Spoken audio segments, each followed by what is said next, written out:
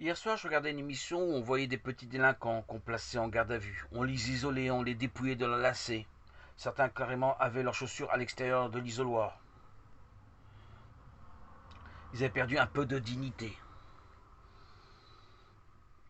Pendant 24 heures, ils étaient livrés à eux-mêmes dans la confusion. Que pouvaient-ils faire si ce n'est se remettre en question?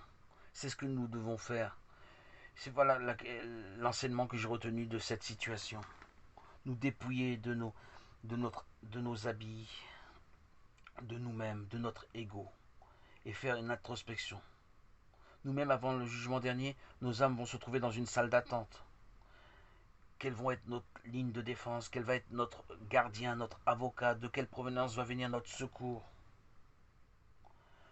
Nous devons aujourd'hui, encore sur Terre, avant le jugement, nous préparer à cette situation. Chaque jour, une fois par semaine, faire des introspections, si on le peut, le plus souvent possible. Nous avons une sécurité, c'est vrai. Notre avocat sera l'Esprit Saint. Tel le délinquant qui va demander supplie le secours d'un avocat pour sa défense, pour nous, l'Esprit Saint sera notre sauveur. Il témoignera de notre fidélité. Lui qui nous accompagne toute notre vie depuis notre baptême, va témoigner pour nous. La promesse de Jésus est notre secours. L'Esprit Saint et l'avocat parlent pour nous, en nous. Le paraclet est notre plus âpre défenseur. Il est désigné par Jésus lui-même pour nous accompagner. Le délinquant peut-être, oui, ne pourra pas emmener large. Il va être assisté d'un être humain, d'un avocat fait de chair. Mais nous, oui, on va être assisté de l'Esprit de Dieu qui va nous défendre, qui va témoigner si nous avons gardé une bonne conduite pour enfin contempler la face de Dieu sans honte. Nous avons été fidèles à l'Esprit Saint, quotidiennement nous l'avons interpellé. Ceci ne se considérait pas comme un étranger pour protéger celui qui a été appelé. Il nous a défendu bec et ongle. Notre fidélité, notre bonne conduite nous a protégés de toute infraction. Par l'Esprit Saint, nous nous présentons devant le tribunal céleste en toute confiance. Nous ne sommes pas trahis par l'Esprit de vérité. Nous avons refusé le mensonge, les compromis. L'Esprit Saint a été notre fidèle compagnon. Mais j'entends bien que l'Esprit Saint ne peut résider dans des cœurs fourbes, remplis de malice, d'hypocrisie. L'Esprit Saint est vérité. Il n'adhère qu'à ceux qui ont les dispositions, les ambitions de maintenir sa présence en eux. Vérifiez l'authenticité, la véracité de la présence de l'Esprit Saint dans votre vie. Il s'atteste par l'amour de Dieu qui réside dans nos cœurs, la paix profonde qui nous anime. L'Esprit Saint est toujours là. La preuve en est. L'Esprit Saint témoigne par sa présence en nous, par ses fruits. Ces fruits qui sont la sagesse, l'intelligence, la science, la force, le conseil, la piété. En ayant toutes ces dispositions, nous pouvons attester devant le tribunal céleste que nous avons un très bon avocat. Le jugement ne peut être que clément, miséricordieux. Par nous-mêmes, devant la complexité de notre vécu, nous ne pouvons rien. L'accusateur, le démon, ne peut que nous écraser, ne tenant pas compte de nos infirmités, de nos faiblesses. Sa méchanceté le pousse à nous dévaloriser aux yeux de Dieu, aux yeux de nous-mêmes. Le tentateur, le diviseur, vient troubler l'ordre établi de nos consciences.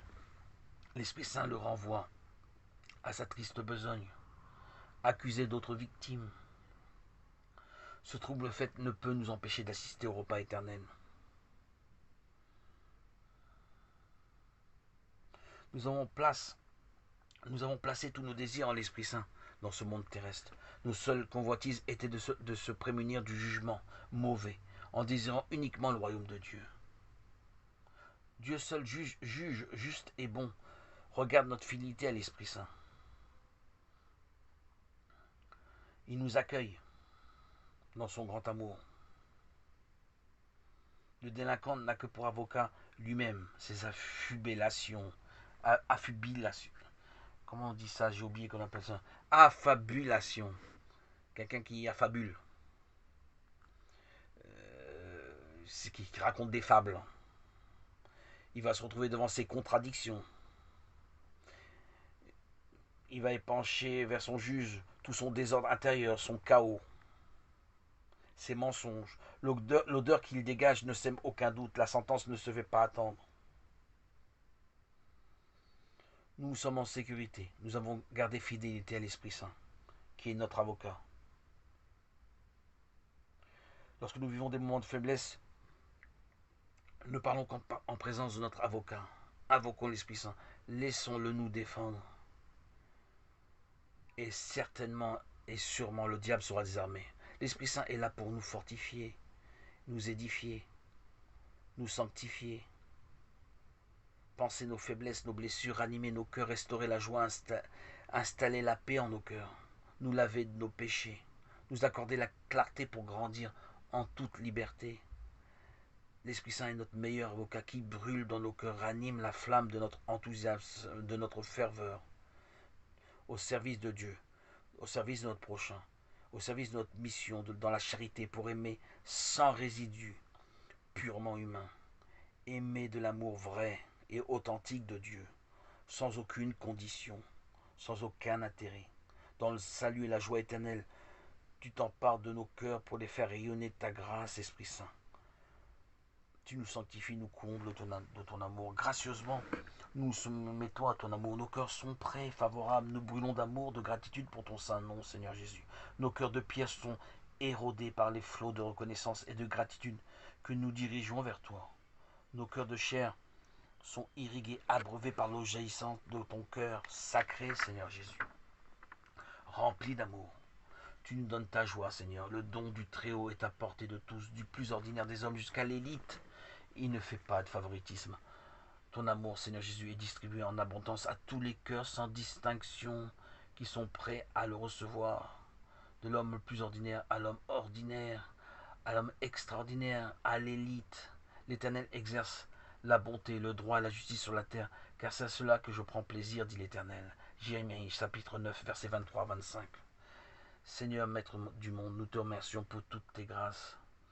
Réunis-nous toujours pour nous édifier, avancer, servir dans ton saint corps sacré, dans ton corps sacré. Nous sommes rassemblés pour vivre dans ton unité par le Saint-Esprit. C'est dans ton unité que nous sommes forts, édifiés, encouragés pour avancer. Seuls nous ne pouvons rien, pauvres pécheurs que nous sommes. Le Père nous conduit en Christ à destination. Nos cœurs ainsi rassemblés, unifiés par le Saint-Esprit, nous formons le bouclier d'amour, la protection contre les forces de division, du mal, de l'ennemi. Jésus, tu es notre ancrage, notre rocher, notre protection. Pauvres misérables que nous sommes, de t'avoir oublié. Jésus, notre sauveur, notre bonheur, tu nous as édifiés, donné une dignité, une raison de continuer d'avancer sur le chemin d'amour. Tu es la source de nos bénédictions, de nos louanges, de notre joie profonde. En toi, nous jubilons de notre joie à venir présente. En toi est notre délivrance. Notre fidélité et notre récompense, nos résolutions et nos affirmations sont ton saint nom, Jésus, notre Sauveur, qui règne pour les siècles des siècles. Amen. Alléluia. Alléluia. Alléluia.